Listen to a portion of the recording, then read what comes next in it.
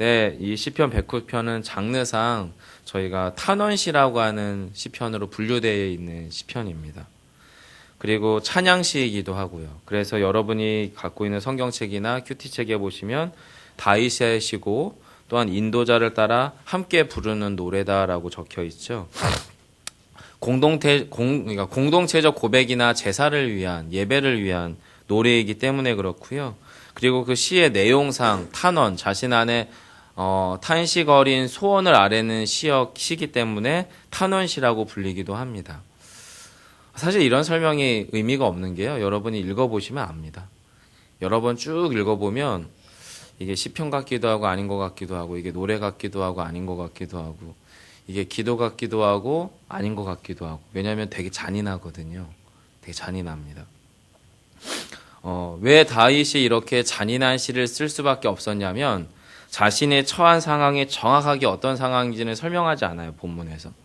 근데 다윗의 처한 그 상황이 하나님이 아무것도 안 하고 계신, 하나님이 당신의 백성이고 당신의 약속의 아들이잖아요. 다윗은 직접 자기가 기름 버달라고 한 것도 아니고 그냥 어린 나이에 자기 아버지의 양을 치러 그냥 막내로 태어나서 정말로 볼 것 없이 밉상이었던 아들 이 다윗이 그냥 이른 새벽부터 밤 이슬 맞을 때까지 양만 치던 그에게 갑자기 찾아가서 기름을 부더니 하나님이 다윗을 이스라엘의 왕 삼겠다고 했던 다윗이거든요. 그런 다윗의 삶의 스토리를 쭉 들여다보면 여러분 그렇게 순탄하지가 않았습니다.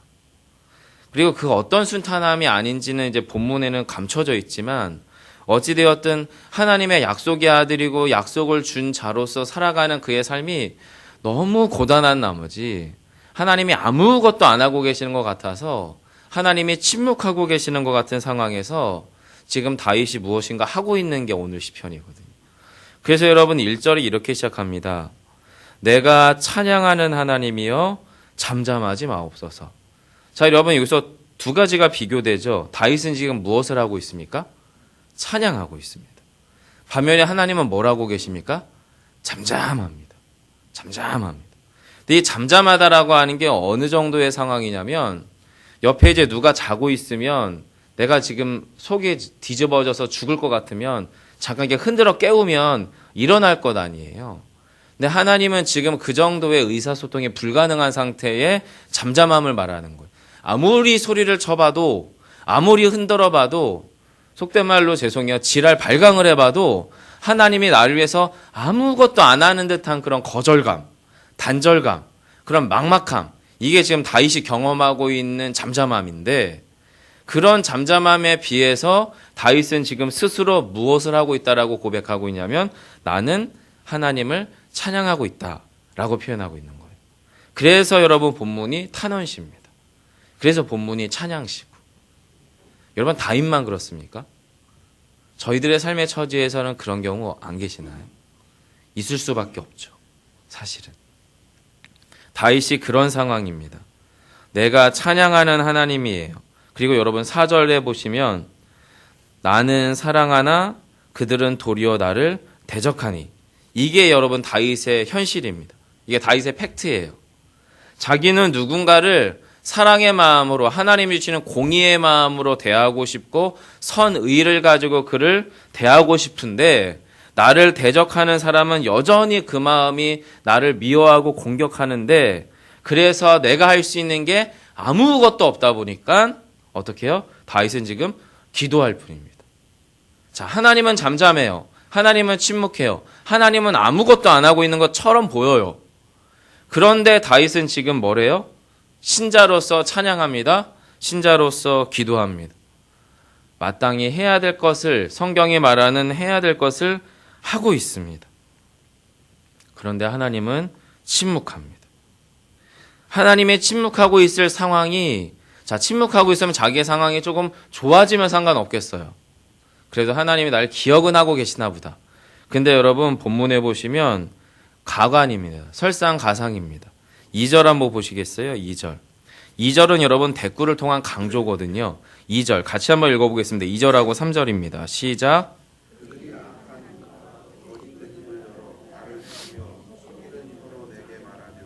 또 미워하는 말로 나를 두르고 나를 공격하였음이니이다. 네, 여러분 보시면 다윗이 자신의 현실에 대한 판단이 뭐냐면 나의 대적이 있어요. 근데 이 대적은 여러분 가까이도 있고 멀리도 있습니다. 자신의 아내 미갈로부터 시작을 해서 자신의 아들 압살롬으로부터 시작해서 자신의 수없는 다른 대적들, 이 주변 국가의 모든 원수들로 포함해서 멀게든 가깝게든 자신의 대적은 아주 많습니다. 그런데 이 대적들이 뭐예요? 까닭없이 나를 공격한다라고 스스로 평가합니다. 물론 사실을 얘기하면 까닭 없는 건 없습니다. 원인이 있습니다. 하지만 자신이 당하는 고난이 너무나 극심하고 자신이 처한 상황이 납득할 수 없기 때문에 다윗은 스스로 자신의 팩트가 뭐예요? 까닭없이 내가 공격당하고 있는 사람 같아 보이는 거죠. 자, 그런데 그런 다윗을 공격하는 대적들의 상황이 뭐냐면 2절에 보시면 악한 입, 거짓된 입, 그리고 이 입이 뭐라고 표현하냐면 나를 친다라고 말합니다. 그리고 속이는 혀로 내게 말하며 또 3절에 보시면 미워하는 말로 나를 두르고. 다윗은 지금 묘사를 하고 있습니다. 자신의 대적들에 대해서 그 대적들의 손과 발이 무엇을 했는지를 설명하고 있지 않습니다. 대적들의 입이 무엇을 했는지를 말하고 있습니다. 대적들의 혀가 무엇을 하고 있는지를 말하고 있습니다. 왜요? 모든 것의 상처와 아픔은 말로부터 시작되기 때문이죠. 그게 시작이거든요. 그게 시작이기 때문에. 그래서 지금 다윗의 상황은 점점 악화되고 있습니다. 까닭없이 공격을 당하고 있습니다. 4절과 5절은 이렇게 얘기합니다. 나는 그를 사랑하나 그들은 도리어 나를 대적한다. 답이 없는 상황입니다. 5절입니다.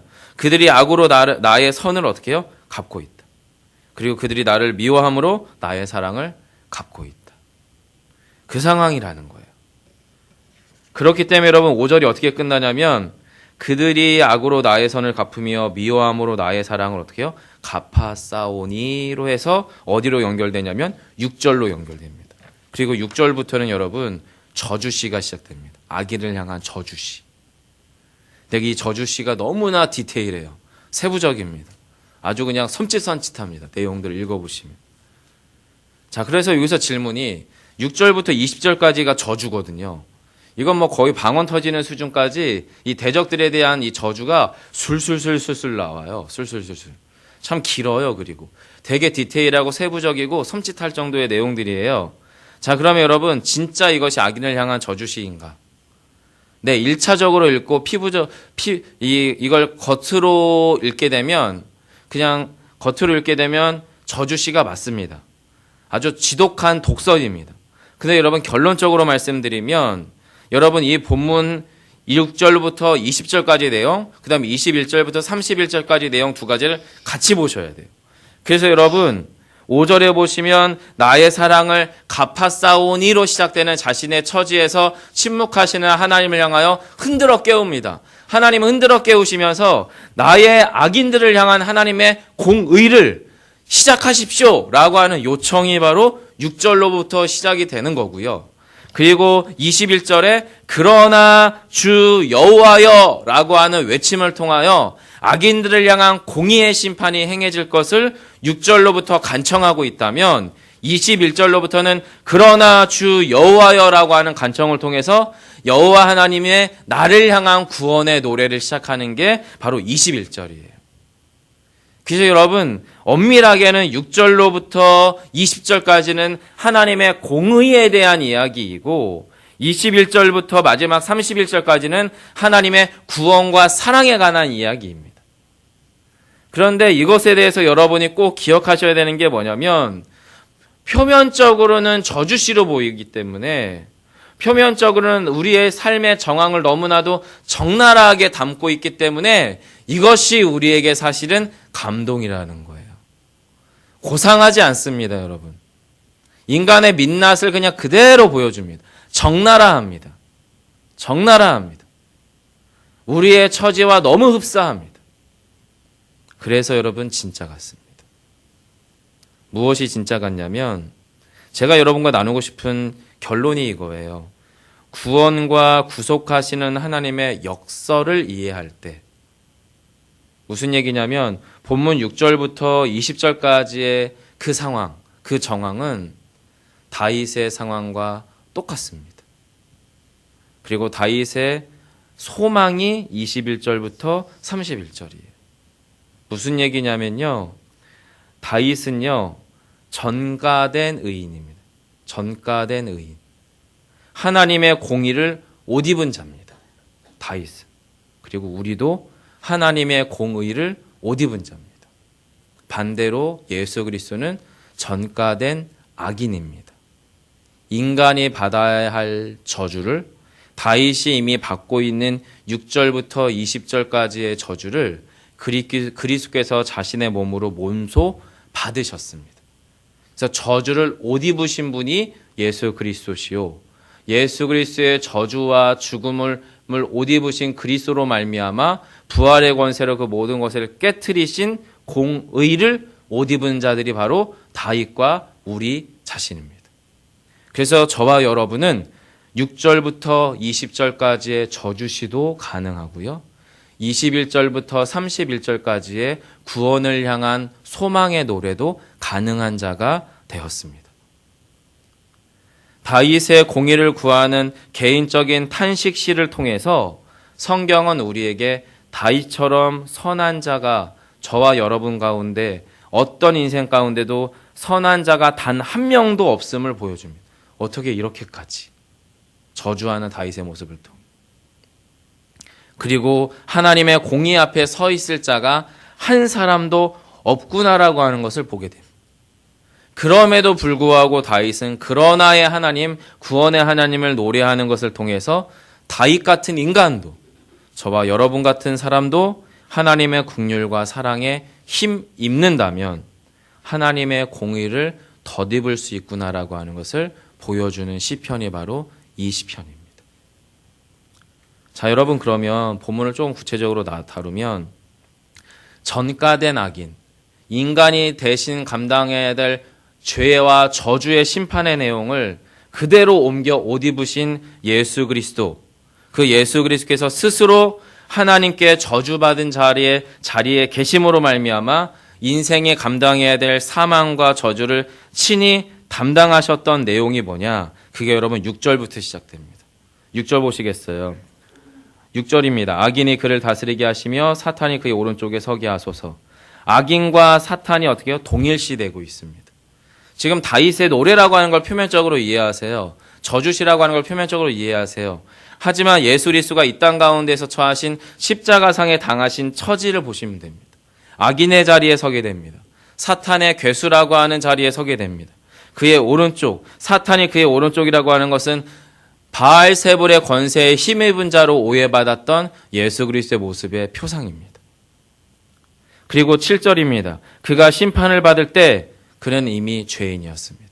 사형 선고를 받기도 전에, 유죄 선언을 받기도 전에 예수 그리스도는 세상 가운데 태어났다는 그 이유만으로 죄인이었고 예루살렘에 입성했다는 이유만으로 죄인이었으며 바리새인과 서기관과 대제사장과 그 당시에 가장 공의롭다 말하던 이스라엘 가운데 하나님의 아들로 오셨다는 이유만으로 죄인이었습니다.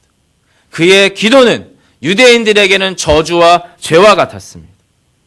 그의 연수는 짧았습니다. 그의 모든 직분은 빼앗겼습니다. 기름 부은 왕이고 기름 부음 받은 제사장이며 기름 부음 받은 선지자로서의 당신의 직분들은 빼앗겼습니다.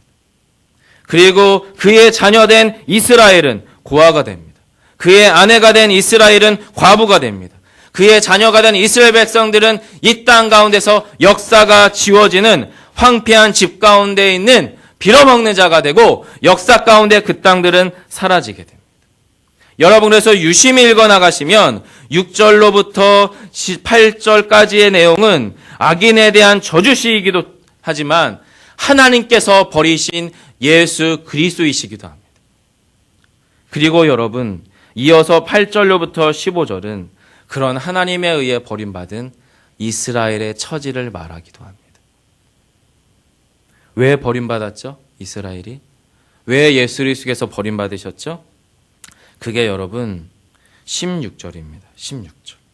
같이 한번 읽어볼까요? 16절. 15절, 16절을 같이 읽으면 좋겠습니다. 함께 읽겠습니다. 시작. 그 죄악을 항상 앞에 있게 하사 그들의 기억을 땅에서 끊으소서. 그가 인자를 베풀 일을 생각하지 아니하고 가난하고 궁핍한 자와 마음이 상한 자를 핍박하여 죽이려 하였기 때문이니이다. 아멘. 여러분, 하나님께서 이스라엘 백성들, 고대 이스라엘, 다윗 이후로부터 왕정 시대를 살아가던 이스라엘의 수많은 선지자들을 보내서 무슨 얘기하고 있냐면요, 너네 그렇게 살면 안 된다고 얘기합니다. 고아와 과부를 돌아보라고 말씀합니다. 하나님의 공의를 물과 같이 하수와 같이 흘려보낼 것을 말합니다. 이스라엘 백성들인 너희들은 그렇게 살아야 될 존재가 아니라고 얘기합니다. 너희들이 그렇게 사는 한 너희들이 이 땅 가운데서 지워지게 될 것이라고 선지자들 통해서 항상 선언하셨어요. 그게 이스라엘의 신분이었습니다. 근데 이러면 어떻게 됩니까? 정반대가 되죠. 여러분, 그래서 16절은요, 기본적으로는 이스라엘 공동체 신자된 저와 여러분을 향한 하나님의 심판의 메시지이기도 하고요. 그 심판을 누구에게 옷 입히시냐면 예수 그리스도에게 옷 입히십니다. 그래서 여러분, 그 저주의 옷을 입은 예수 그리스도에 대한 묘사가 17절로 20절입니다. 같이 한 번 더 읽겠습니다. 함께합니다. 그가 저주하기를 좋아하더니 그것이 자기에게 임하고 축복하기를 기뻐하지 아니하더니 복이 그를 멀리 떠났으며 또 저주하기를 옷 입듯 하더니 저주가 물같이 그의 몸속으로 들어가며 기름같이 그의 뼛속으로 들어갔나이다. 저주가 그에게는 입는 옷 같고 항상 띠는 띠와 같게 하소서. 이는 나의 대적들이 곧 내 영혼을 대적하여 악담하는 자들이 여호와께 받는 보응이니이다. 예수님이 이 땅 가운데 십자가에 달려 죽으실 때에 그 수많은 대제사장과 그 땅에 공의롭다 말하던 그들은 그가 마땅히 하나님께 저주받아 심판받을 일을 받았다라고 말했습니다. 여호와께 보응받았다라고 얘기했습니다. 여러분, 다윗의 자신의 처지에 대한 이 놀라운 묘사는 실상은 이 땅 가운데 모든 죄와 사망 가운데 있어야 될 인생들을 향한 모든 저주와 모든 죄와 심판을 스스로 옷 입으신, 저주를 옷 입으신 십자가상의 예수 그리스도, 저주를 옷 입었으나 실상 자신의 몸은 실오라기 하나 걸칠 수 없었던 알몸이었던 예수 그리스도의 처절한 민낯을 보여주고 있다라고 하는 거예요.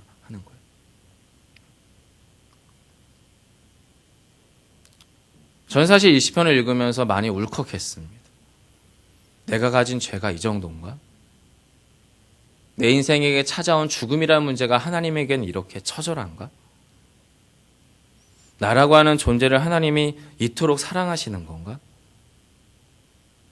여러분에게도 저에게도 이 동일한 울림이 있기를 소망합니다. 이것이 끝이 아니기 때문에 그래요. 우리에겐 뭐가 있냐면 그러나가 있습니다. 그러나. 21절인데요. 같이 한번 읽어보겠습니다. 21절과 22절입니다. 시작. 그러나 주 여호와여 주의 이름으로 말미암아 나를 선대하소서. 주의 인자하심이 선하시오니 나를 건지소서. 나는 가난하고 궁핍하여 나의 중심이 상함이니이다. 아멘.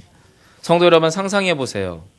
여러분, 6절부터 20절까지의 이 저주시는 사실은 다윗의 처지였어요. 현실적인 처지. 대적들을 너무나 저주한 나머지, 너무 많이 대적들을 묵상한 나머지 지금 6절로부터 20절까지의 저주시가 쏟아져 나오는 게 아니라요, 다윗의 몸뚱아리가 처해져 있는 현실이 6절로부터 20절이었어요. 대적들 때문에.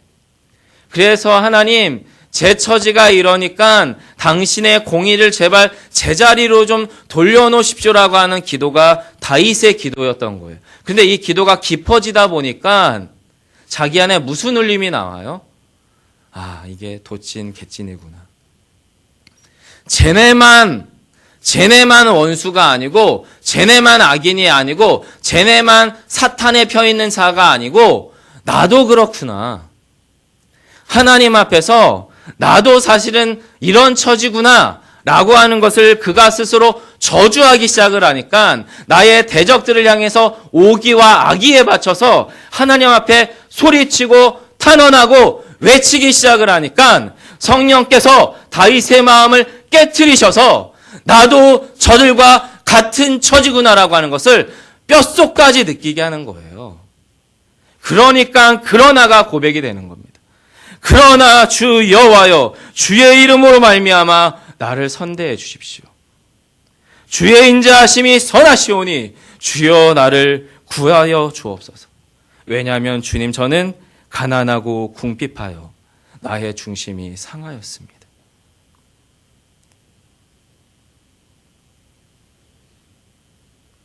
여러분, 그래서 다윗이 이렇게 고백합니다. 23절입니다. 나는 석양 그림자같이 지나가고 또 메뚜기같이 불려가오며 금식함으로 내 무릎이 흔들리고 내 육체는 수척합니다. 고대 유대인들이 왜 금식합니까? 자신의 죄와 같이 자신의 온몸을 덮을 때 유대인들은 금식합니다.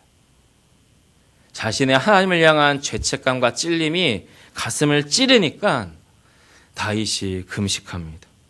그의 무릎이 흔들립니다. 육체는 수척해집니다. 그리고 25절에 이렇게 말합니다. 주님, 저는 비방거리예요. 그들이 나를 보며 머리를 흔듭니다.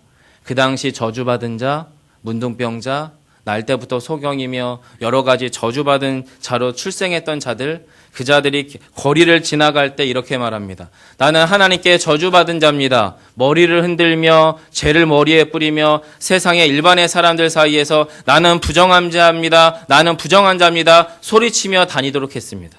고대 유대인들의 관습상. 지금 다윗이 자신의 영혼의 마음이 그러하다는 거예요. 영혼의 상태가 그러하다는 거예요. 주님, 제가 그 비방거리며 주님, 제가 그 머리를 흔드는 자입니다. 그래서 여러분, 마지막으로 26절부터 31절 가운데서 하나님을 향한 구원의 노래가 터져 나옵니다.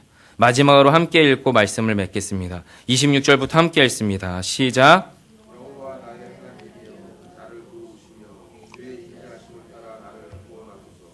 이것이 주의 손이 하신 그들이 알게 하소서. 주 여호와께서 이를 행하셨나이다.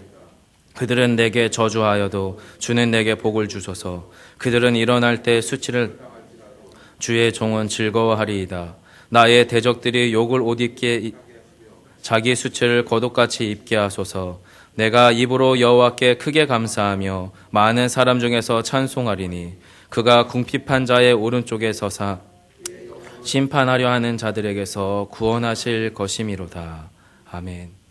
다윗이 드디어 원래의 자리로 되돌아왔습니다. 그리고 여호와께 이렇게 고백합니다. 여호와 나의 하나님이여, 나를 도우시며 주의 인자하심을 따라 나를 구원하소서. 그리고 중간에 이렇게 고백하지요. 끊임없는 묘사가 있어요. 수치에 대한 묘사. 29절과 30절이 대꾸를 이룹니다. 나의 대적들이 욕을 옷 입듯 하게 하시며 자기 수치를 겉옷같이 입게 하소서. 내가 입으로 여호와께 크게 감사하며 많은 사람들 중에서 찬송합니다. 그가 여호와께서 궁핍한 자의 오른쪽에 서사 그의 영혼을 심판하려 하는 자들에게서 구원하실 것이미로다. 아멘. 십자가상의 예수 그리스도의 죽음은 우리의 수치를 대신 옷 입으셨습니다. 그리고 예수 그리스도의 부활은 당신의 공유한 사랑의 옷을 우리에게 다시 입히셨습니다. 사랑하는 성도 여러분, 저와 여러분은 그런 존재세요. 저와 여러분을 위해서 하나님께서 이 땅 안에서 지불하신 값이 무엇인지 기억해 주십시오. 그리고 그 값을 지불하여 우리가 어떤 존재로 탈바꿈되었는지도 기억해 주십시오. 이 땅에서 우리는 악인들의 대적과 같이 말도 안 될 만한 한탄과 탄식이 터져나올 척박함이 우리 안에 놓여 있을 수는 있습니다. 하지만 그것이 저희의 존재를 삼키지 못합니다. 그것이 우리의 존재를 흔들지 못합니다. 우리는 이제 하나님의 구원의 역사를 직면했습니다. 예수 그리스도는 저주받은 자의 자리로, 그리고 그 주님을 고백하는 다윗과 우리는 그러나의 자리로, 구원의 자리로 이끄시는 하나님의 은혜를 경험했습니다. 하지만 여러분, 그 은혜가 오늘 저와 여러분에게 나의 죄에 대한 면죄부를 주는 은혜가 아닙니다. 의인됨을 강화시키는 은혜입니다. 내가 어떻게 존재가 탈바꿈된 자인지, 하나님이 나를 위해서 어떠한 값을 지불하셨는지를 기억함으로 말미암아 오늘 매우 적극적으로 죄에 대해서는 무지하며 선에 대해서는 적극적이고 노골적인 우리가 되기를 간청하시는 주님의 부르심이 오늘 저와 여러분의 신자됨을 지켜나가는 척박한 우리의 현실을 뚫고 나가는 믿음의 힘이 되기를 소망합니다. 기도하겠습니다. 사랑해 주님 감사합니다. 귀한 믿음의 지체들과 더불어서 주님의 말씀 가운데 섭니다. 하나님, 오늘도 우리의 삶이 수많은 대적과 같이 우리를 감싸고 내리누르는 모든 척박한 현실이 놓여 있겠지만 주여, 그것들이 우리를 어떻게 삼키는 것이 아니라 주여, 우리가 스스로 그 가운데서 일으켜 서서 믿음으로 그 상황들을 이겨 나가는 넉넉한 그리스도인들, 참된 그리스도인들, 온전한 신자됨의 자리를 지켜나가는 저희 모두가 되게 하여 주옵소서. 주의 은혜만을 구하오며 예수님 이름으로 기도합니다. 아멘. 하늘에 계신 우리 아버지여,